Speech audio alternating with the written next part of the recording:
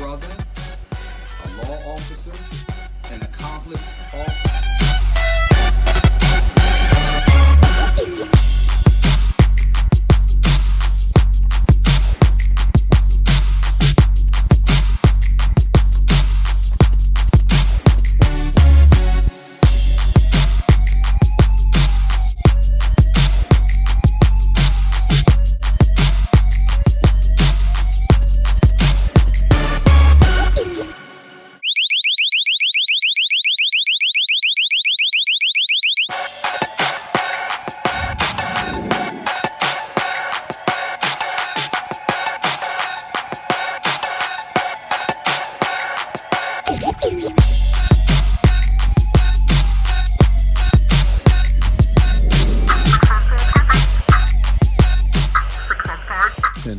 Over and out.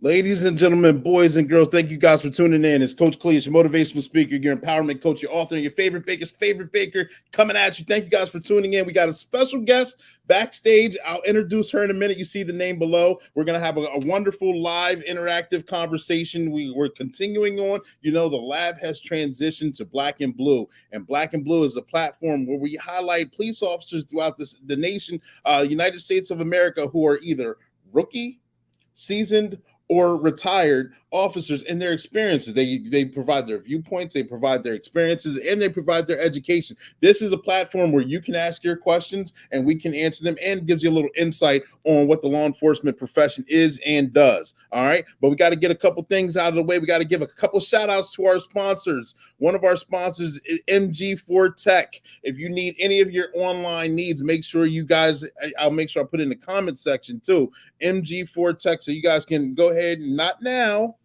but after the live is over, make sure you check out his website for any of your online needs and get that done. He's a guy, he's a good friend of mine, and he's a guy who gets a lot of good things done. You see the flyers and you see a lot of the AV stuff, because I'm not AV, I'm not technologically advanced. However, he gets that done. Another one of our sponsors is One Way Publishing. One Way Publishing, you know, their motto is they can take you from a mere thought to a book that's bought, and some of the books that you see behind me are some of the books that I've written and others have written throughout the course of their publishing company. One of their publisher, or one of their authors, their current authors, has had their book submitted into a local high school in Texas. It's a children's book. It's a children's book that teaches kids about financing. Marion Small, he's currently in the United States Army. He wrote this book not even thinking it was going to take off, and it's already grown wings and taken off. One Way Publishing, and here's the commercial we got to play for them. Make sure you guys stay tuned, all right? One Way Publishing introduces published author Marion Small. Tell me what a man does. Okay. So whenever I figured that out, I'm like, okay, what is a man? So what I came up with is a man is a current state of being. So and the type of, what's the name of your book? Cornell buys his first pair of sneakers. There it is. The book in summary is about Cornell, of course, who learns financial management through his parents, through buying his first pair of sneakers, and the journey to actually understanding what money is, and obtaining the goal to get rich and not look rich. Since being published, his book has been enjoyed by many. It has even been entered into the school library of the Jimmy Tyler Brashear Elementary School. Give your kids the opportunity to succeed in life, and get your copy now.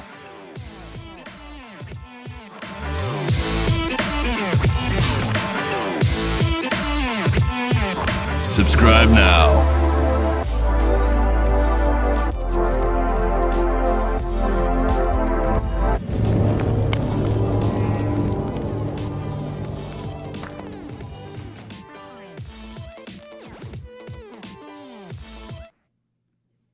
and like I said, his book has been submitted into a local high school, local children's elementary school in Texas. And the link's below. The link's in the comment section, and the link will be in the description box as well. So make sure you guys get your copy. CornellsDigitalPlatform.com. Also, the website workwithclee.com. If anyone wants to be on the platform, let me know. Register online. We're going to continue moving this train forward because the stories and the interviews are important, and they're a lot of fun to do. And right now, like you guys know, I've been in the law enforcement arena for over 16 years now.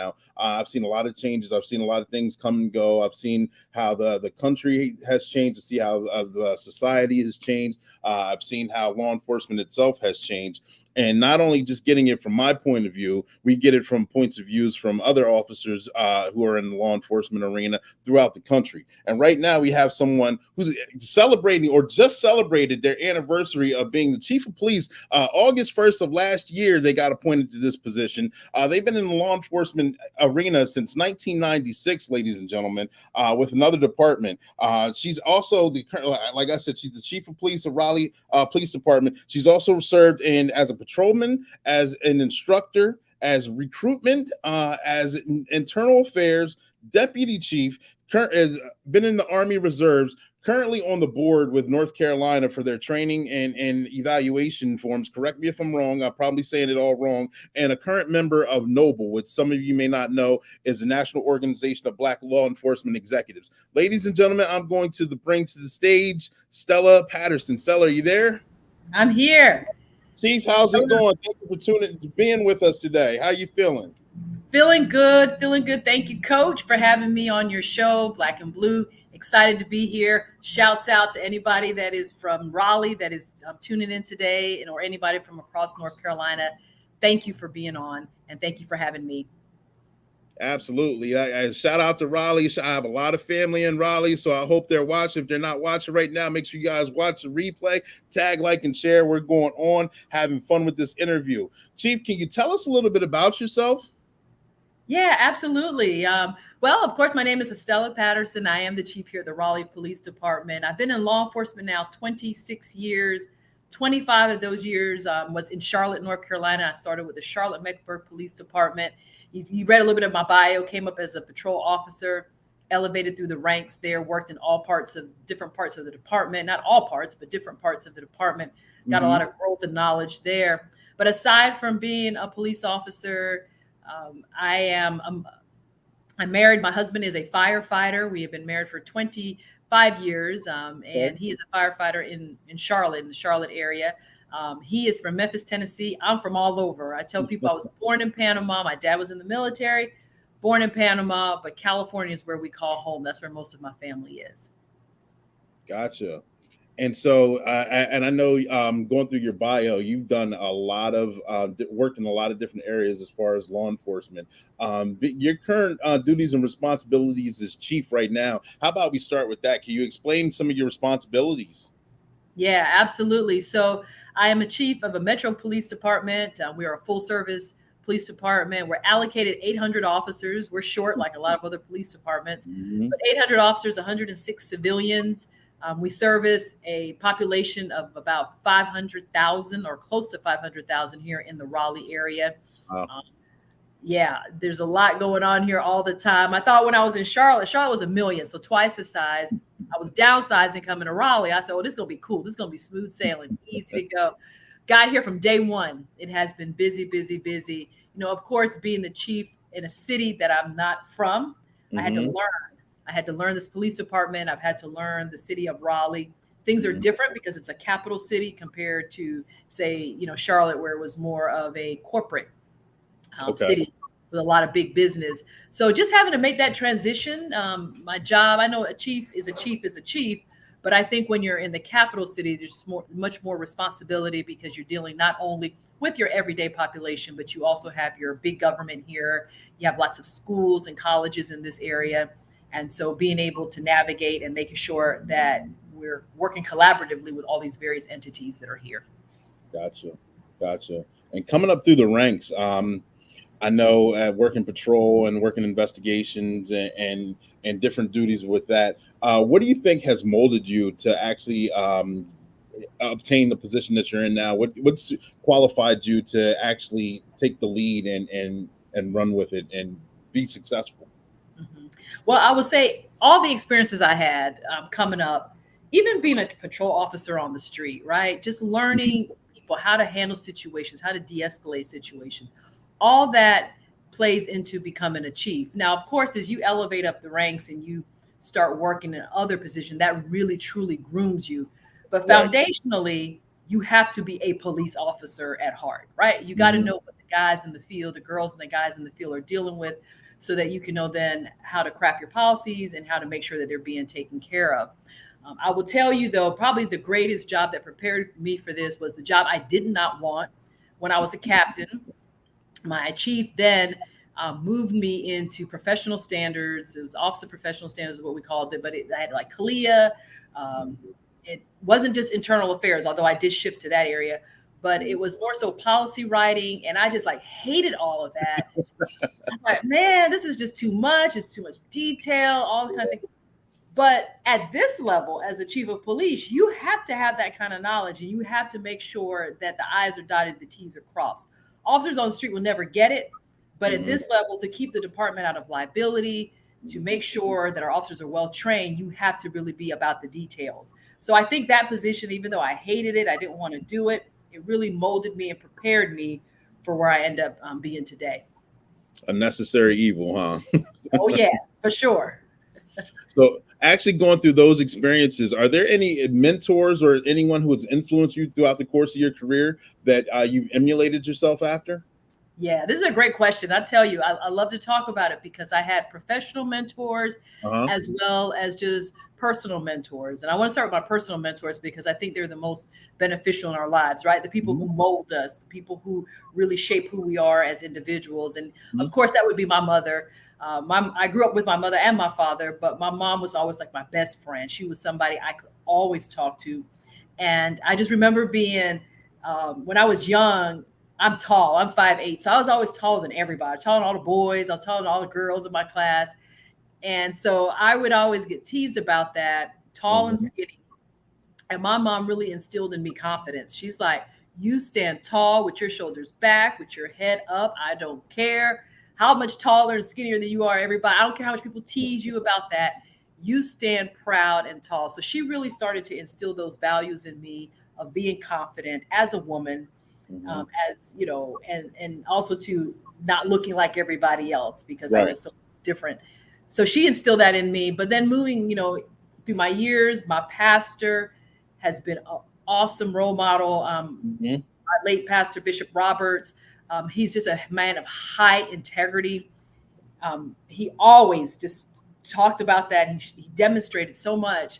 And I love him for that because that's who I emulated and really wanted to be, a person that my word is my bond. I will do what I say kind of thing. And he really, really shaped me with that. So that's on my personal side. On the professional side, I got to say, all the chiefs that I worked with, my previous chief, Chief Johnny Jennings, the chief before him, Chief Putney, that's the one that put me in that position that I didn't want. Gotcha. Tough as nails, always yelling at me, always getting on me about something.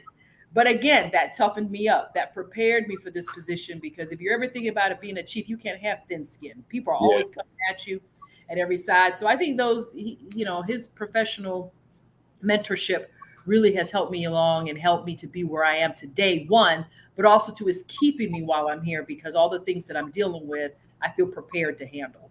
Gotcha. And I know you written in your bio that you want to make Raleigh, North Carolina, one of the safest cities in the nation. That's one of your goals. How do you go about doing that every day? I know that's got to be difficult. Like you said, you got to have thick skin and arrows are coming at you from in front, from the side, from behind, and so many different things you have to adjust. How do you go about making that goal a dream come true? Yeah, so I want to make Raleigh the safest city. Like we're going to be the safest, the best, and we're not really far from that. I'll tell you, just when you look at the crime numbers, we are not as bad as it seems per capita. Now we've seen an increase in our violent crime, like everybody else. Right now, we're 4% up in violent crime. That's our homicides, robberies, and such. And we're seeing a lot of violent activity in our city that we're not used to seeing.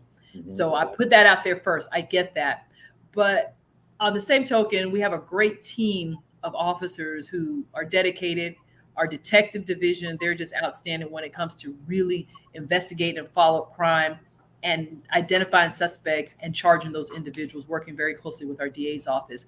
So for me, in order to do that, I really look at it from three prongs, right? We have to really focus on our priority offenders, our priority locations, and we have to rely on the relationships that we have. 800 officers allocated, but I'm down like 130 officers.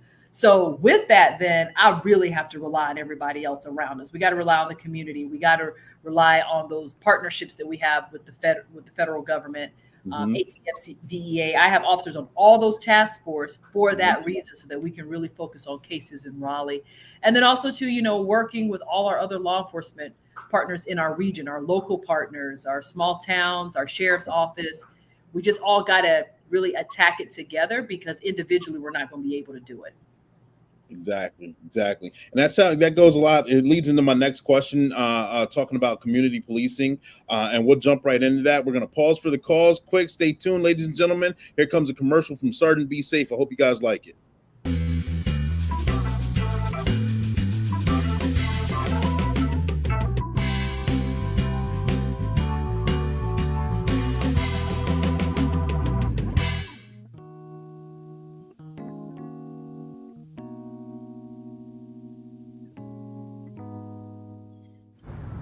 Sergeant Be Safe, and I'm here on patrol.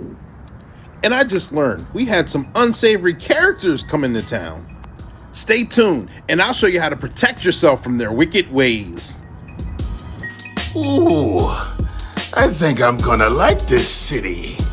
Rob you blind here, and I'm here to cause total chaos. Chance Wilder here, and I just snuck in town too. I'm here to scam you. So, ladies and gentlemen, I don't want you to have any interactions with these fiendish foes. So lock your doors around Rob You Blind, and don't fall for the scam from Chance Wilder. Or should I say, Wild Chance. Subscribe now.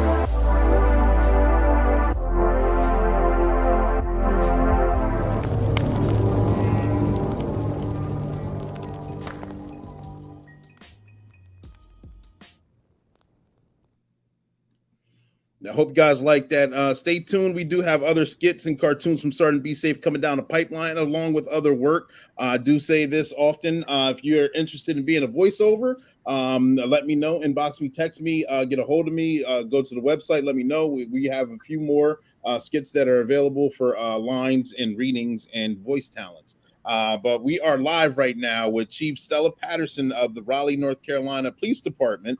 And one of the hot topics that we're just now getting into, it seems like we talk about this every single time we're live, but it's necessary we talk about because it's important. I know I get stopped a lot while working, and I know our department prides itself on community policing. And community policing is a big deal. It's very impactful. It's very engaging, and it's a lot of fun too. I know for me to get out and engage with individuals that I know, with kids that I see, with going into the schools is important. Not only because it builds trust, but it's also fun to actually get to know the community, and the community has to be able to trust me, and I have to be able to trust the community also. So I'm gonna bring Chief back to the stage. Chief, you still there?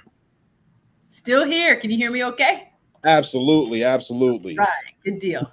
Chief, what are your thoughts, and what are your what strategies do you have in place involving community policing with in the Raleigh area? Yeah, so I tell you, I come from a community policing background.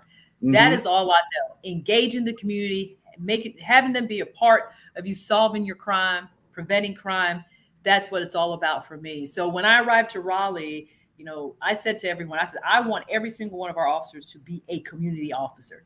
Yes, we have units with community officers. They're designated to go out to community meetings to provide stats, crime stats, work with the community. I said, everybody should be doing that. And we're working towards that, even though we're short and our officers are handling a lot of calls for service. Ultimately, I do want everyone to be a community officer. And for me, it's simple. You said it, Coach Clee, that building that trust is so vital. The community knows what is going on.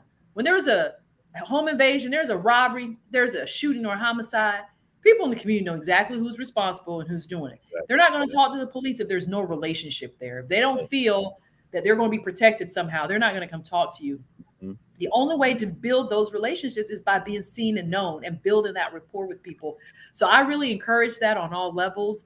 I feel like if we can, really get to connect with the community, that's going to help us to solve crime and prevent crime. Just today, I got an email from a random person that said, "Hey, that shooting that y'all had on Saturday, let me tell you a little bit about that person responsible for it, the owner of the establishment," all these various things. I mean, just a random email, which is beneficial. I'm passing that on to our detectives so they can do that. And I think she was comfortable doing that because she has seen me out in the community talking. I'm giving out my card. I'm saying, "Hey, if you have any information that we can pass on, please, please, please do that." And now we're starting to see that people are doing that. And I'm very happy. I'm very happy for it. That's good. I hope it comes to a successful outcome as well.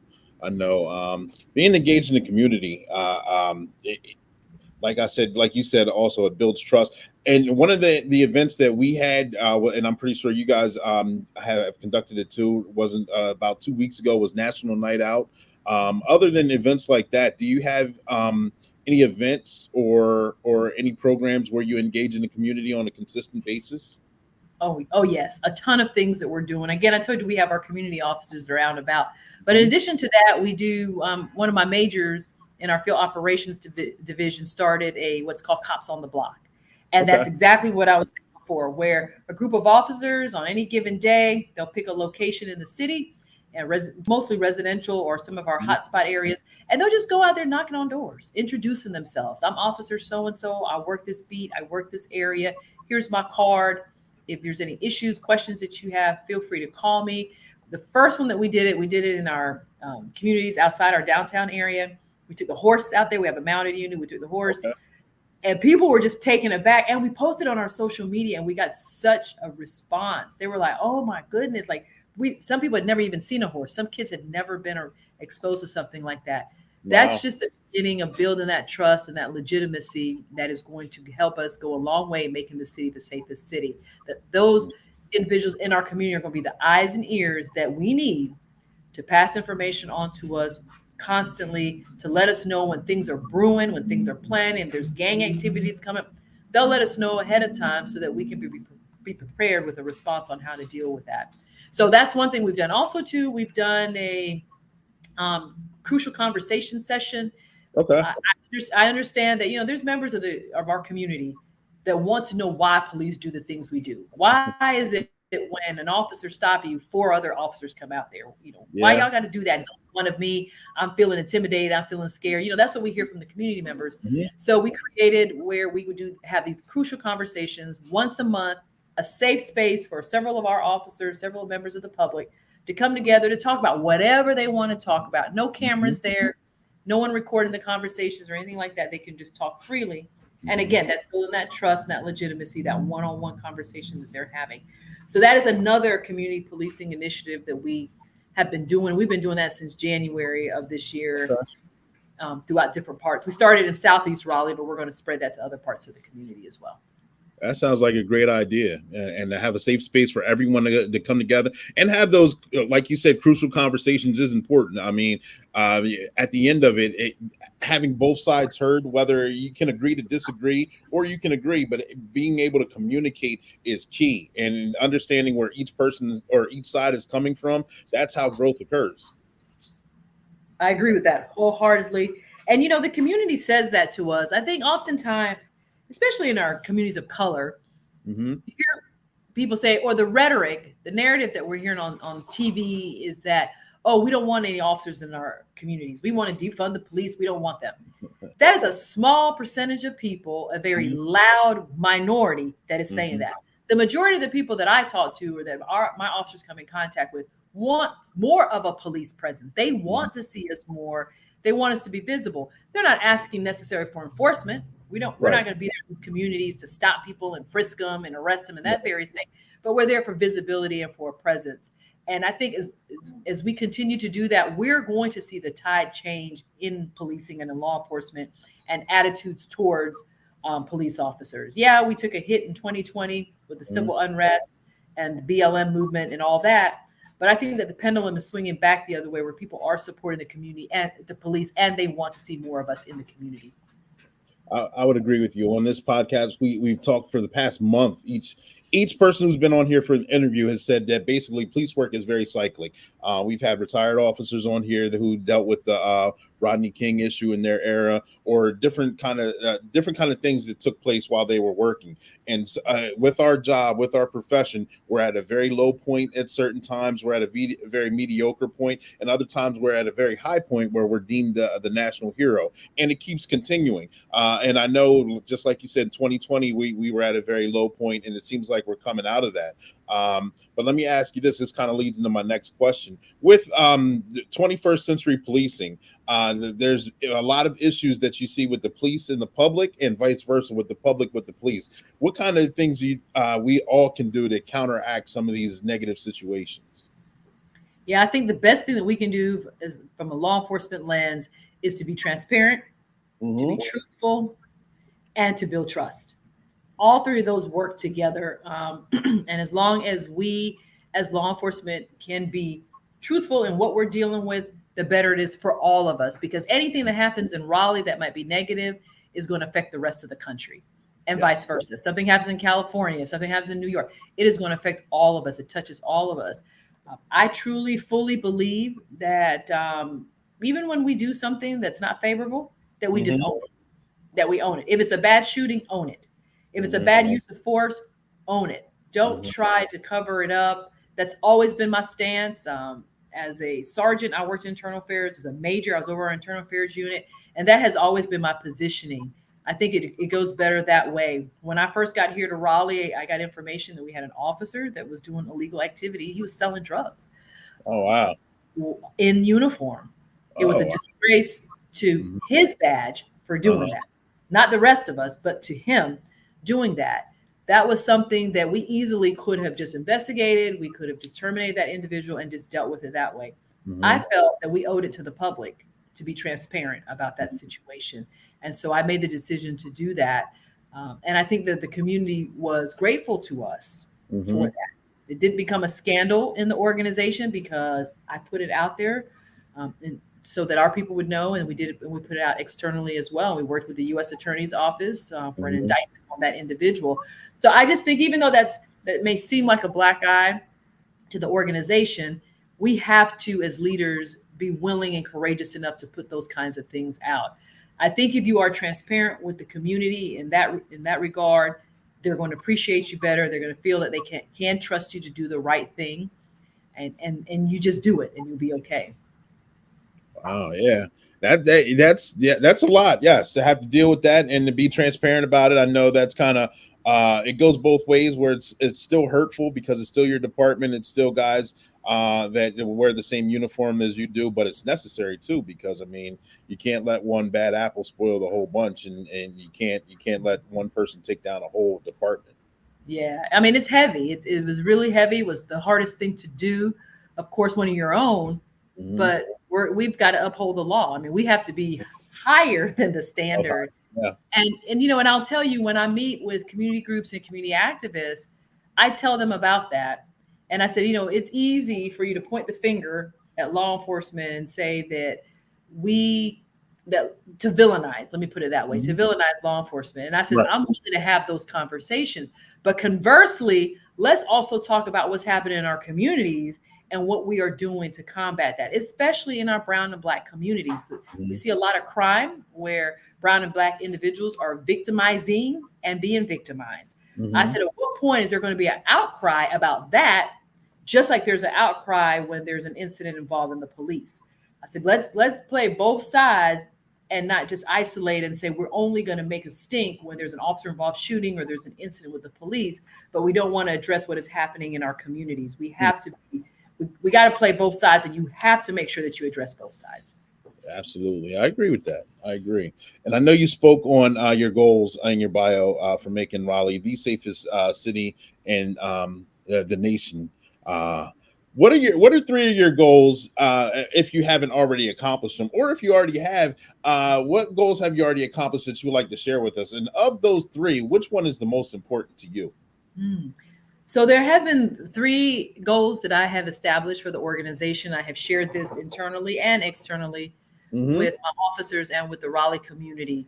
Coming to Raleigh, assessing the city, assessing this police department, I was very thankful to inherit a very professional organization, great men and women who desire to serve. And through in looking in the organization, 3 areas that I said, okay, I want to continue to evaluate, I want to continue to improve upon is firstly, our violent crime, really attacking our violent crime, reducing it. That goes towards making us the safest city. If we can reduce our violent crime, that would be awesome. And we're going to keep working towards that. Also to increasing our community engagement. So I talked about some of the things we are doing, but for me, again, the goal is not accomplished until every officer is a community officer and have their Rolodex, if you will. I know the young people don't know what a Rolodex is. Having your contact list. How about that? Having your playlist of people that you can call and you can go to and you can rely, and they are supporters of the police because you've built that rapport with them. Right. That's the goal of mine.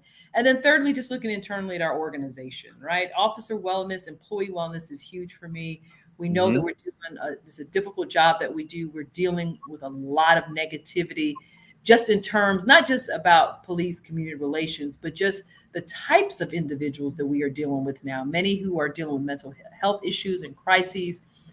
It has taken its toll even on our personnel. So looking after all our employees and making sure that there is work-life balance, making sure that they are, that they are mentally fit and resilient to do the job, that is super important to me. So those are the 3 goals that I've established overall for the organization. We are making strides and getting wins in different places, but I would really like to see our organization just really evolve into one where wellness is a high priority, where our violent crime is reduced, and where our community engagement is way up. I like that. Good answer. Good answer. Thanks for sharing. I know. And you touched on mental health, and we discussed on this platform as well how mental health matters on both sides, with the public and with law enforcement as well. Because now it seems it's brought to the forefront more so. I know with us dealing in this capacity, we've dealt with individuals who've had who were going through mental crises at the time, and a lot of times, sometimes it would be dealt with as from a law enforcement spectrum, as in maybe they get arrested or charged, and okay, we're taking them from this location to this facility. Now I think we've evolved to having I know our department has co-responders, crisis trained individuals, and we've gone through CIT training as well to help us identify some of the clues and ticks others may have, and actually making mental health awareness more known, not just thinking that everything's in black and white. There's a lot of gray. We can actually find there's treatments for a lot of individuals that we may not have known about.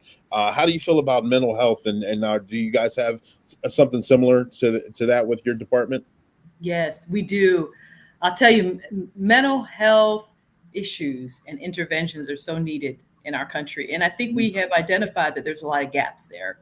Right. Wonderful thing I like about the Raleigh Police Department, even before I got here, the previous chief instituted this, that all our officers would go through CIT, crisis intervention team training, which is awesome. So as our officers are in the academy, our recruits are going through the academy, towards the end, they get their CIT. So when they come out, they at least have a baseline level, right, which is great.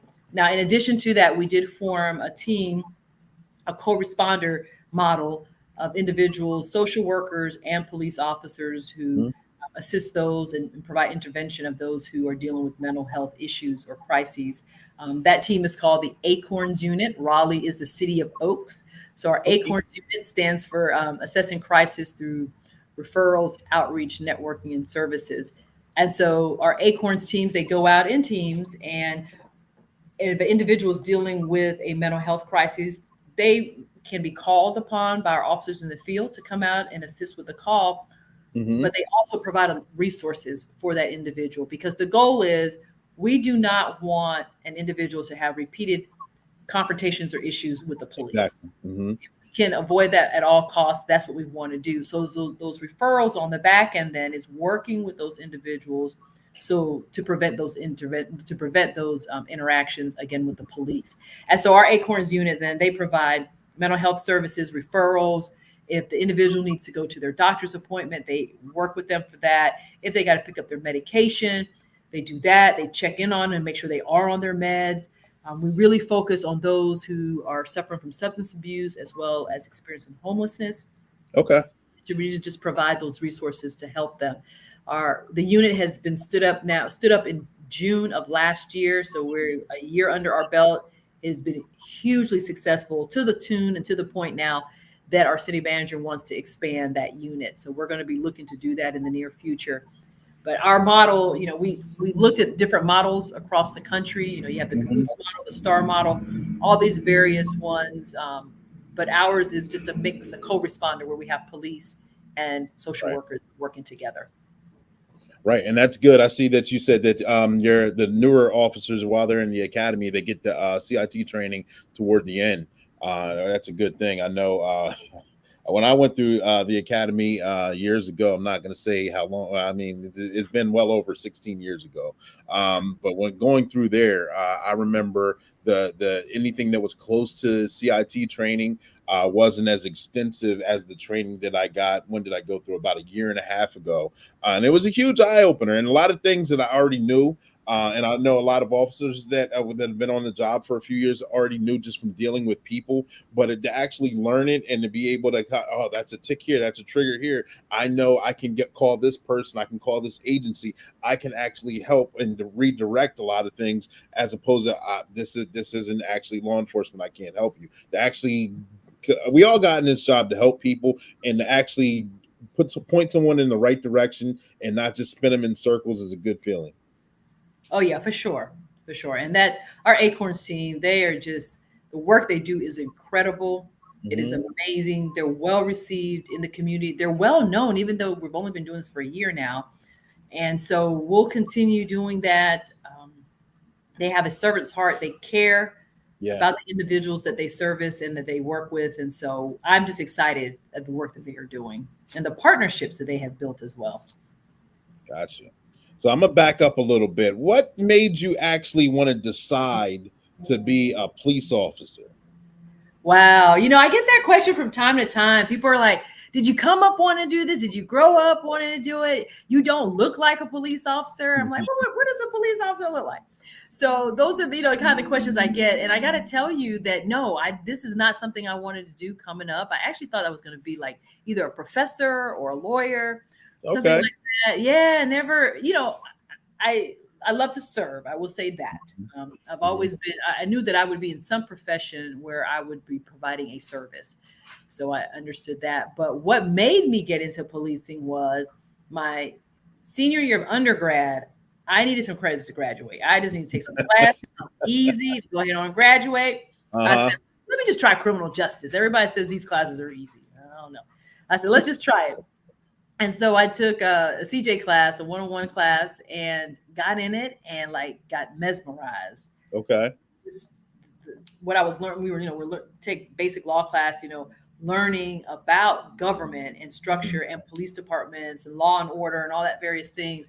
And I was really intrigued by that. I think it just clicked for me. I was like, wow, this is super cool. And so then I took another class. And then right as I was getting ready to graduate, I went to a job fair at my university, and there was the Charlotte-Mecklenburg Police was there recruiting, and there was a female officer there, and I looked at her and I could see myself doing that. She was in the military, and so was I. She was a Black female. She just kind of reminded me of myself, and I'm like, wow, she can do this. If she can do this, I can do it. And so she ended up being my recruiter and did my background, did everything, and got me on the police department. So yeah, it wasn't something though that I charted out that I would do. I just kind of evolved into it. And I'm so glad because I feel like it is such a wonderful career. There's nobility in this career. And there's nothing that I would just rather do right now than to serve. Absolutely. See, representation is everything. Yeah, going to a career fest and you're seeing someone you're looking through the mirror of your future self. I can see myself doing that, and here you are sitting. You're at the top spot. Look at you. Yes. All because of her. I give the credit to Valerie Gordon. She was my background investigator and Yeah, and my example. Mm-hmm. So, how important do you think it is? Where, like we talked about, 21st policing, and how every kind of occupation is struggling right now, as far as finding new applicants, finding qualified applicants, or not only that, just retaining people. Do you have any solutions or thoughts that you think you can assist for that challenge? Yeah, I tell you, it's a struggle. I think for everyone, it was when I was in Charlotte, it is when I was here. I Mm-hmm. will say when it comes to recruiting and hiring and even retention, you have to have a strategy and you have to have a plan around it. One of the big things when I was a captain in Charlotte, I was over our recruitment section for a couple years, and I remember then that was 2010 ish, 2012 is when I got assigned. I had a forward thinking chief then, and he was already looking at today. He was like, Okay. we know in the next 10 years, we're going to see a decline in police officers just by natural attrition, because we knew that 30 years ago, all that legislation went through that says, you could beef up your police departments. And we hired so many police officers back then. So just quite naturally, they're all going to be retiring around this time. Mm-hmm. So he says, we've got to have a plan now to really hire, to be robust in our recruitment efforts, and to make sure as we hire that the individuals we bring are reflective of the Right. communities we serve. That was a big thing for him there. And so we said, we put together a campaign to increase the number of women on the force, individuals, Spanish speaking officers and such, and just worked. You had to grind it out, right? You had to beat the bushes hard to be able to do that. That was 10 years ago. Today, it's incredibly hard to do it because not many people are wanting to get into this profession or service professions either. The military is facing the same thing where they can't meet their quotas, kind of thing. So I would say, and we're recruiting very robustly here in Raleigh. We're going to start a recruit class in October, and it's probably going to be one of our largest classes that we've had in many years. I challenged my recruiters when I got here. I said, we just have to go everywhere. We really have to push hard. We got to hit our HBCUs. We got to go to our military installations. We got to go to our sporting. If you want to get female applicants in recruiting, you got to go to athletic programs where women are already in physical shape and the discipline is there, because we know that this job requires that. So my team has done an exceptional job of doing that. And then advertising left and right. No more are the days where you sit back and applicants just come to you. You have to actively go out and find them through your social media platforms, through your recruitment efforts, and through all your networks, everybody you know. I have a friend of mine just yesterday from Charlotte text me. He says, I have a great applicant for you. This guy is choosing between coming to Charlotte and coming to Raleigh. And he says, I've talked him into going to Raleigh. I said, don't tell the people in Charlotte that. They're going to be mad at me. They're going to hate me for that. That is a good friend. So he sent me all that. He's like, who's your recruiting sergeant? Let me talk to him to tell him how fantastic this guy is and that we should really reach out to him. So I think that, again, those are your networks. You just work through people that you know and just beating the bushes hard in every which way that you can. Gotcha. See, bunch of good answers, man. I told you this is going to be very informative and very fun. I'm having fun. I hope you're having fun as well, Chief. We're going trudging along. I'm trying to be respectful of your time as well. I know that you got a lot of things going on, recruitment and interaction. Yep, and every interaction, absolutely. Let me ask you a question here. How do you feel that you make a positive difference? I think in different ways, but I think the best way I can make a difference is being an example of what is right. There's so much wrong in our world, and you see politicians that are always saying one thing and doing another, and in front of the camera they show one face and one persona, but that's not really who they are. I just always want to be real. What you see is what you get with me. I am passionate about my employees, the people that work for me, that serve. I don't take it for granted what they do, that they put their lives on the line every single day. And I want to make sure that they understand and know that they have a chief that cares, that understands, that hear what they are saying. A lot of time my hands are tied on things. I can't do everything as the chief. I just don't have that authority. Right. But what I can do, I'm putting all my heart and soul into everything I can to make things better for my employees. And so I want them to know that to be a difference and make a difference, I think you just have to be authentic. You just have to be true to who you are, good, bad, or indifferent. That's what you have to portray. I think when you try to say one thing and do another, or be one person and portray somebody different, that's where you get a lot of trouble. If you want to make a difference, be true to who you are. Being transparent. I like that. Good answer. Good answer. Again, and stand by, ladies and gentlemen. We're going to pause for the calls one more time. We're going to come back with Sergeant Be Safe. Let me know what you guys think about this commercial here.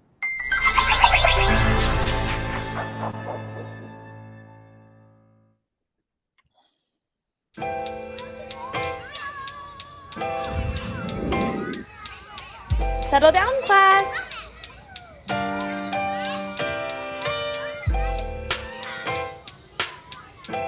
I said settle down, now quiet. Hey, it's Sergeant Be Safe. Hi, class. Sergeant Be Safe here. Hi, I'm Kasaya. I'm the class speaker for the day. Here's my list of questions. Why did you want to become a police officer? I wanted to become a police officer to help out people and kids like you. How long have you been a police officer? A little over 15 years now. How did you become a police officer? I had to get good grades in school, and I graduated from the police academy. Why do you like being a police officer? Because it's the type of job where every day can be different. The kids had a great time. Thank you for visiting with us, Sergeant Be Safe. I'm glad to hear it. I had a great time too. Now you guys go and be safe.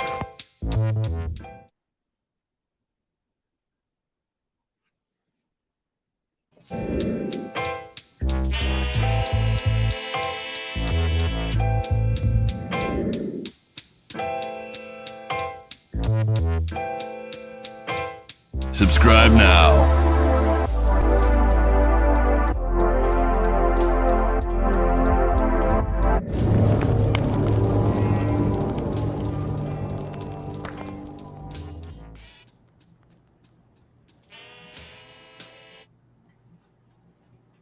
And there's Sergeant Be Safe out on patrol, making it happen, making classroom visits, national night out, handling accidents. You guys seen him in very different skits.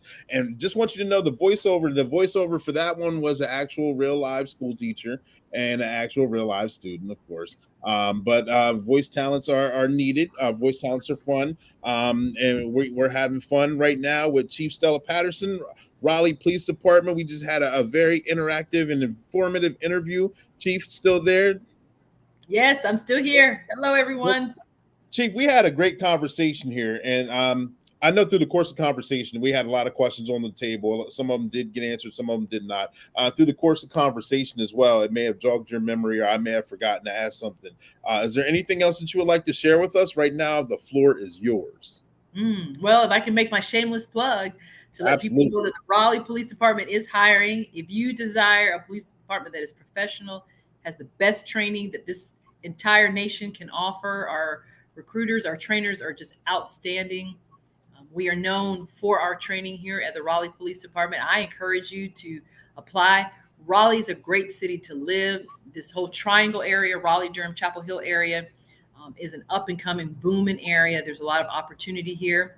I encourage you to go to our website to joinraleighpd.org for more information. We are hiring for our October class, and then we're going to have another class in January of 2023. So we look forward to you applying. If you have questions about our police department, you can call one of our recruiters. Their information's on our website. Perfect. And that wasn't a shameless plug. Absolutely. Like we discussed before, applicants, especially highly qualified applicants, are needed everywhere. So if you even just have a little thought in the back of your head, just go ahead and answer those, talk to someone and have those questions answered. We got Tommy on. I want to thank Chief Stella Patterson for blessing us with her encouraging and inspirational words. Absolutely. That's from Tommy Long. Thank you for that, Tommy. Yep. And Chief, thank you very much. Thank you for making yourself available. I know your time is limited and I don't want to occupy all your time this evening. I appreciate you making yourself available. We had a wonderful, informative interview. Ladies and gentlemen, if you keep your questions coming, you can add them on the stream. You can go directly to Raleigh, her website. I will post it. Make sure it's in the comment section as well if you guys are looking for any other questions or if you're looking for any other background or any information on obtaining the occupation itself. Make sure you guys have a wonderful night. Stay safe out there, and we love you. Thank you guys for tuning in. Would you like to say any farewells, Chief? Yeah, I just want to tell everybody thank you again for tuning in. Also, to please keep the Raleigh Police Department, Wake County Sheriff's Office, and this entire area in your prayers. These are tough times, of course, for everyone, but we really appreciate your prayers and your encouragement. Thank you. And thank you, Coach, for having me. Woo-hoo! Absolutely. You did a wonderful job. I'll make sure I'll get those links to you, and you have a good night, all right? You too. Take care. All right. Yep. Bye.